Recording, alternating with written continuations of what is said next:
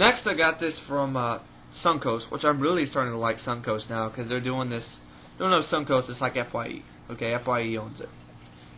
It's like they're doing this cool thing now where they're like, buy 3 used DVDs, get 1 free.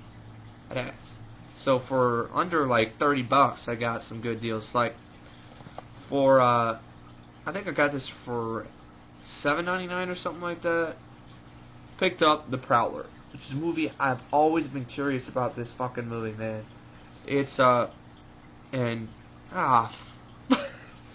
just remember we didn't even touch upon this movie in the BS cast way back. I know they did in the BS cast for slasher films, but I didn't get to take my take on it. But I guess I did my take on it here. I haven't seen it yet, but I've heard so much about the badass effects by Tom Savini.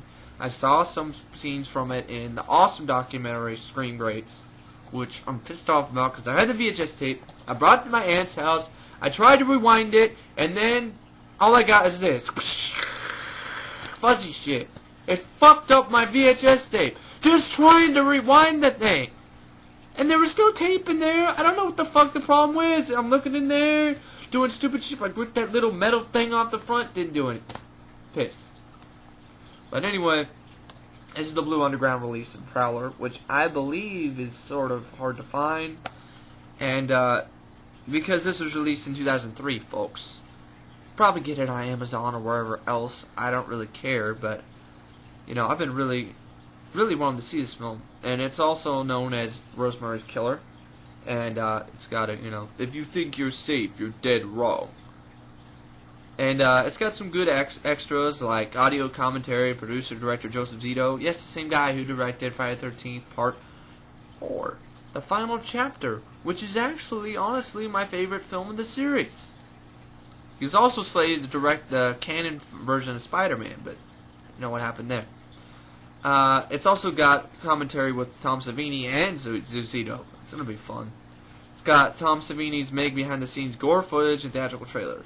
And the poster and still gallery. So, you know, it's nothing pretty, you know, not really that special. But at least it's got a commentary with Savini and Joseph Zito. And it's got a little bit making of featurette. And, you know, it's in widescreen format. So, The Prowler. I mean, I've always been really curious about this movie. So, glad I could pick it up. Next I got it the same day.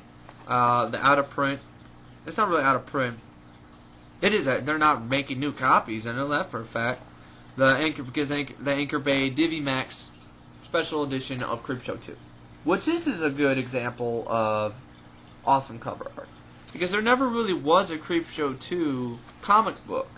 So basically, they kind of made their own comic book cover to tie in with the original one. So then this is why I wish Anchor Bay or Lionsgate has the rights to Creepshow, because Warner Brothers doesn't give a shit about that movie. All we have to this day in America for the first film is a shitty, bare bones, nothing, basically just a blank DVD, folks, with a trailer and some cast and crew bios. Well, I'd rather keep my VHS tape, thank you.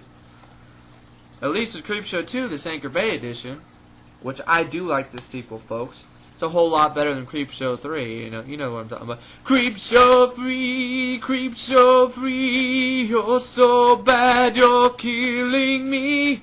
I don't remember all the lyrics to that song, but anyway, Creepshow 2, it's 3 stories. It was really going to be 5, but then they cut them down. There's one about a bowling alley, killer bowling alley, and a black cat, which you end up seeing in Tales from the Dark Side, the movie.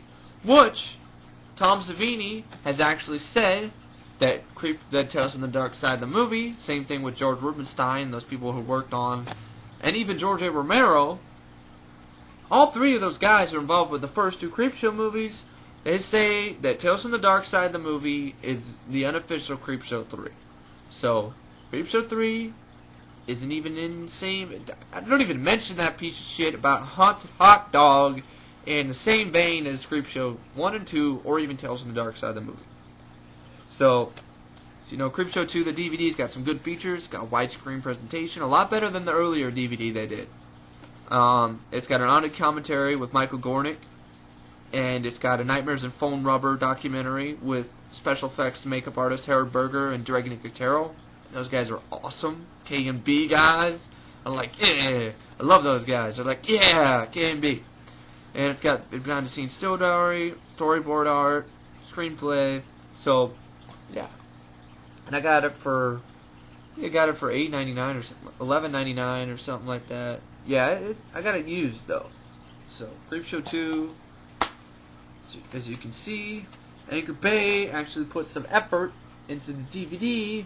See, look at this. This is how you fucking make DVDs, folks.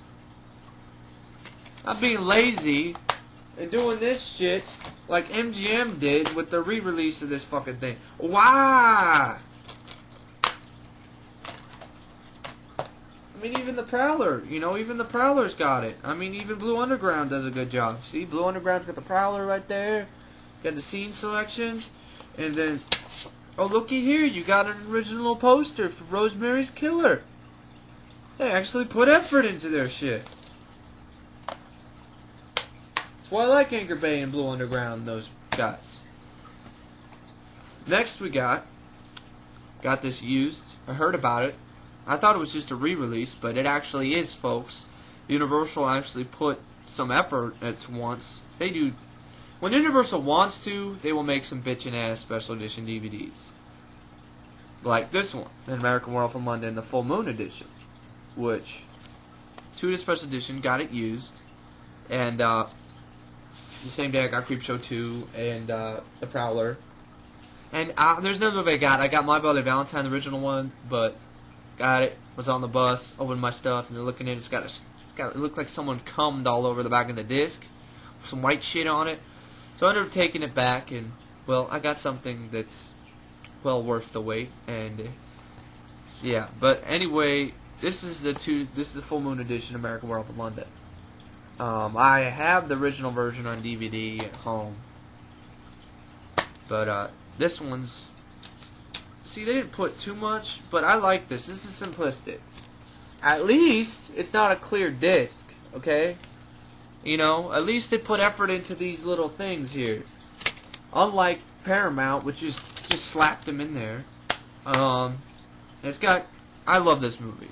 I mean, I think it's a great blend. If you already know, if you watched the BS cast, man, just uploaded, you already know I love this movie a lot. But yeah, I did say I like the Howling a little bit more, but I didn't get much sleep. I didn't get much sleep when I've been doing those BS casts. So I like the Howling. I saw it first, but you know, watching them again, and I'm like, the American Werewolf London is a much better movie. All respect to Joe Dante, but American Werewolf is a better movie. It's got a new feature-length documentary, Beware the Moon, which it's like new interviews with John Landis and Rick Baker. And it's got Walk with a Werewolf, which Rick Baker reflects on American Werewolf in London. I love Rick Baker, so Making a Werewolf in London, an interview with director John Landis, makeup artist.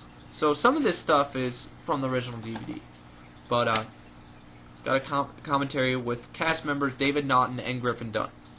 Now I haven't listened to that yet, but that sounds like a blast just to hear David Naughton and Griffin Dunn just bullshitting about the movie. So the Full Moon Edition of American Werewolf in London has over 2 hours of bonus features. And I love bonus features. And I love this movie, so I can't wait to watch bonus features, because, honest folks, I haven't watched very many special features on my DVDs in a while. Because I've been so busy. But, you know, I'll give them a look sometime. I've always been fascinated by that shit. Next I've got, I got this for $2 at the pawn shop. Special edition, Artisan Lionsgate Special Edition of Ready, which is a re-release of the Artisan version. Artisan originally released it, and Lionsgate just basically re-released the same DVD. But at least, you know, they still put effort into the way the discs look. They just slap on one disc that... Lionsgate's good with that, too. See? At least they have some art. Okay? I know it looks the same, but at least it's better than just seeing some blank thing. I mean, at least you got some like that, you know?